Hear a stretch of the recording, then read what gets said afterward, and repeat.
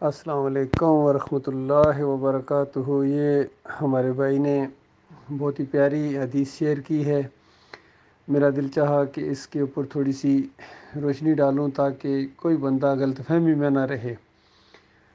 حدیث یہ ہے کہ محبت سے نبی صلی اللہ علیہ وآلہ وسلم کا ساتھ۔ ایک دیہاتی نے عرض کی کہ میرے زیادہ اعمال تو نہیں مگر مجھے اللہ اور اس کے رسول سے بہت محبت ہے۔ نبی صلی اللہ علیہ وسلم نے فرمایا قیامت کے دن تو اسی کے ساتھ ہوگا جس سے تجھے محبت ہے۔ انس رضی اللہ تعالیٰ فرماتے ہیں کہ یہ سن کر ہم اتنے خوش ہوئے کہ اسلام لانے کے بعد ہم کسی دن اتنے خوش نہ ہوئے تھے۔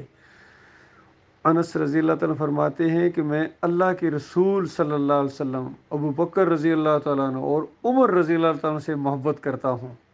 اگرچہ میرے عمل ان جتنے نہیں، یعنی ان جیسے نہیں، مگر امید ہے ان سے محبت کی وجہ سے میں ان کے ساتھ ہوں گا۔ اللہ کے بندو غور کرو، نبی علیہ السلام نے فرمایا جس نے میری سنت سے محبت کی اس نے میرے سے محبت کی،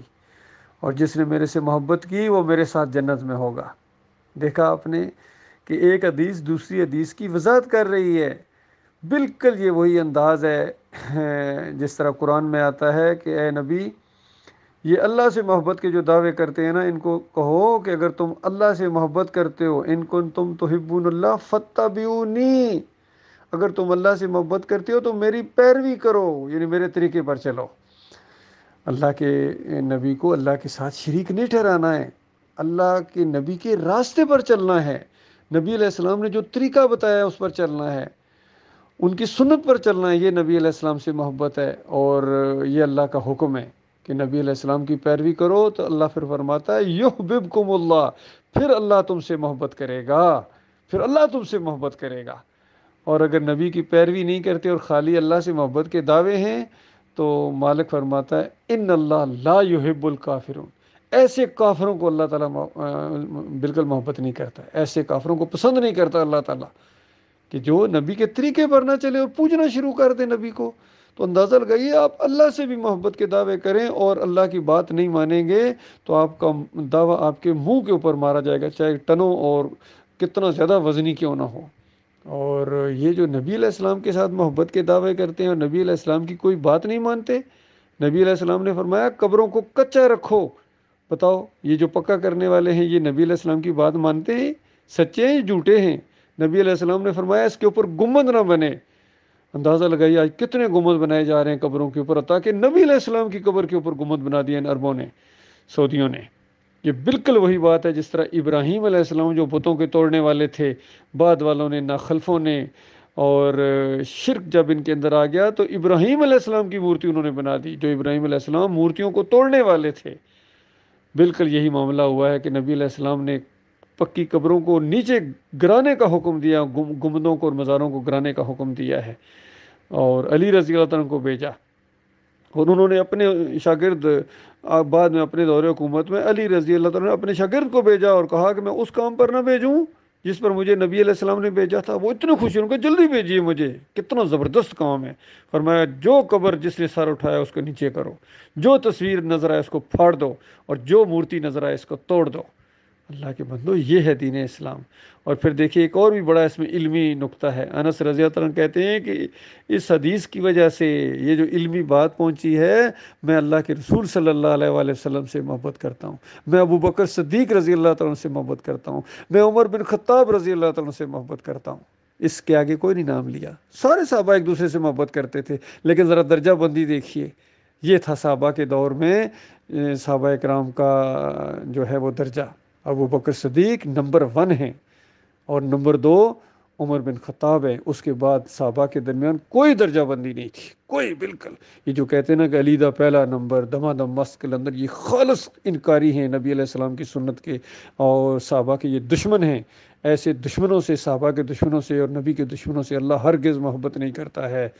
اور جتنے یہ عرس اور میلے ہو رہے ہیں، یہ جو قبریں پکی کی جا رہی ہیں، یہ قوالیاں، وہاں ہمارے عمران خان صاحب شرک اور کفر کی قوالی کو جو پوری دنیا میں اس کو گھمایا،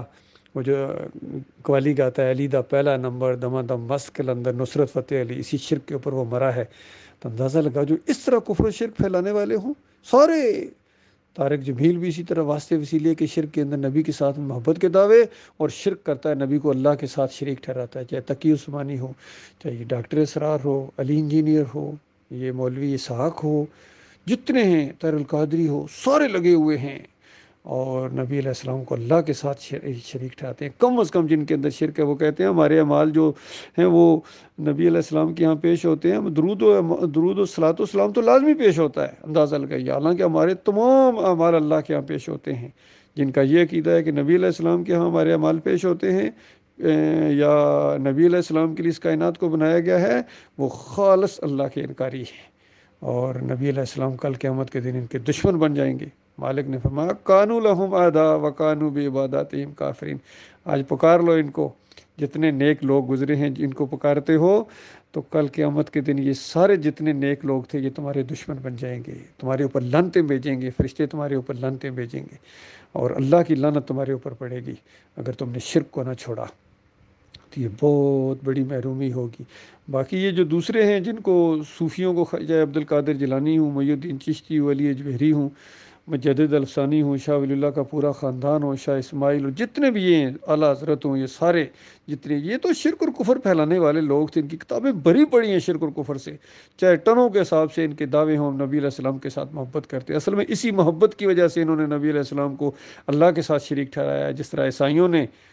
عیسیٰ علیہ السلام کو محبت کی وجہ سے، شرک ہمیشہ محبت ہی کی وجہ سے ہوتا ہے، اس لیے حد قائم کر دی گئی۔ نبی علیہ السلام نے فرمایا دیکھنا مجھے اس طرح نہ بڑھانا جس طرح عیسیٰ ابن مریم کو بڑھایا گیا تھا،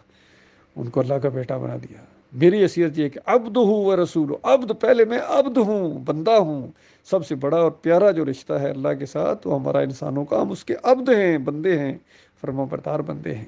اور جس کو اللہ رسول بنائے، جس کو نبی بنائے، تو وہ تو بہت ہی اللہ تعالیٰ کا اس کے اوپر احسان ہے، اور اللہ کے ساتھ شریک نہیں ہو جاتا ہے۔ آج مسجدوں تک کے اندر ایک طرف یا اللہ، بالکل مقابلے میں یا رسول اللہ، یا محمد، اور کہیں یا علی، کہیں یہ اللہ کے ساتھ شریک ٹھہرانا ہے۔ اور یہ مولوی ہیں پوری پوری رات لاؤڈ سپیکروں کے اندر شرک اور کفر کے ساتھ اللہ کو گالیاں دیتے ہیں، کوئی واسطے وسیلے کے ساتھ پکار رہا ہے، کوئی براہ راست یا علی مدد، یا رسول مدد کی پکاریں لگا رہا ہے، کوئی جو ہے ان کے رکوع اور سجدے ثابت کر رہا ہے، انبیاء کے رکوع اور سجدے ثابت کر رہے ہیں مفسر صاحب دعوت القرآن جیسی تفسیر کے اندر۔ تو یہ سارے کے سارے نبی علیہ السلام کی محبت کا جو دعویٰ کرتے ہیں، ان کے منہ کے اوپر یہ محبت ماری جائے گی۔ سچی محبت کرو نبی علیہ السلام سے، سچی محبت یہ ہے کہ ان کو اللہ کا آخری رسول مانا جائے، بشر مانا جائے، انسان مانا جائے، عالم الغیب نہیں ہے، مختار کل نہیں ہے، جولیاں بھرنے والے نہیں ہیں، یہ ساری صفات تو ہمارے مالک کی ہیں، یہی تو تعلیم دیتے رہے پوری زندگی، نبی صلی اللہ علیہ وآلہ وسلم اس کے لیے تبلیغ کرتے تھے، ماریں کھاتے تھے، جنگیں لڑی ہیں، کتنے قریبی رشتہ داروں کو شہید کروایا ہے، اور وہ قوم تو آپ کو بادشاہیت دینے کے لیے تیار تھی، بادشاہ بنانے کے لیے تیار تھی کہ ہم آپ کو بادشاہ بناتے، بس یہ بات نہ کریں کہ اللہ کے علاوہ کوئی معبود نہیں ہے، کوئی پکارنے کے لائق نہیں ہے، واسطے وسیلے کے لائق نہیں ہے، نظر و نیاز کے لائق نہیں ہے، یہ بات نہ کریں۔ تو کہا گیا کہ ایک ہاتھ پر چاند رکھ دو، ایک ہاتھ پر سورج رکھ دو، تب بھی یہی بات کروں گا، یا میری جان جائے گی یا دین غلبہ پکڑے گا، اور یہ بادشاہت یہ تو ناک رگڑتی ہوئی آئے گی۔ اللہ کے بندوں آج بھی یہی معاملہ ہے، آج بھی وہی دین ہے، آج بھی وہی اللہ ہے ہمارا مالک ہے، اس کا قرآن موجود ہے۔ یہ توحید کی دعوت اٹھاؤ، رد شرک کرو، ہر شرک اور ہر بت کو توڑ دو میرے بھائیو۔ یہ نہیں کہ بت بھی راضی رہیں اور اللہ بھی ناراض نہ ہو، ایسا نہیں ہوتا ہے کبھی۔ یہ قبر پرستی کا معاملہ، شرک اور کفر کا معاملہ، یہ اللہ کو ناراض کرنے والا معاملہ ہے۔ پہلے بھی 9 ستارے آئے تھے، 9 گنڈے، اور پھر یہ متحدہ مجلس عمل آئے ہیں، 5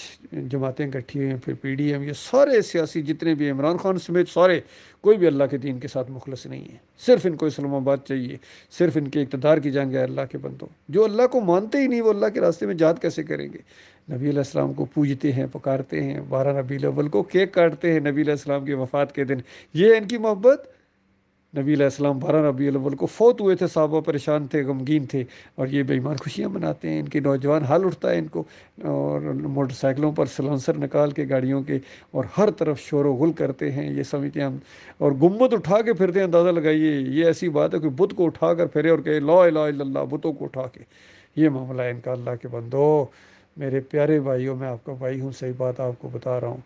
یہ بات مانو گے تمہاری جان جہنم کی آگ سے بچے گی، اور یہ بات نہیں مانو گے تو چاہے صدر صاحب ہو، چاہے وزیر اعظم ہو، چاہے چیف جسٹس ہو، چاہے آرمی چیف ہو، جو بھی ہو، چاہے بڑے بڑے دولت مند ہو،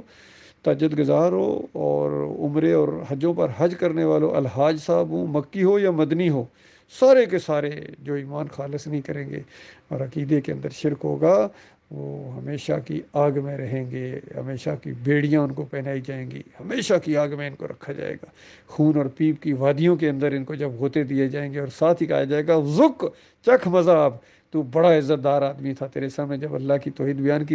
کی جاتی تھی تجھے غصہ آ جاتا تھا چکھ میں سے۔ یہ کچھ ہونے والا ہے۔ اللہ تعالیٰ اس خوفناک انجام سے ہمارے بھائیوں کو بچائے۔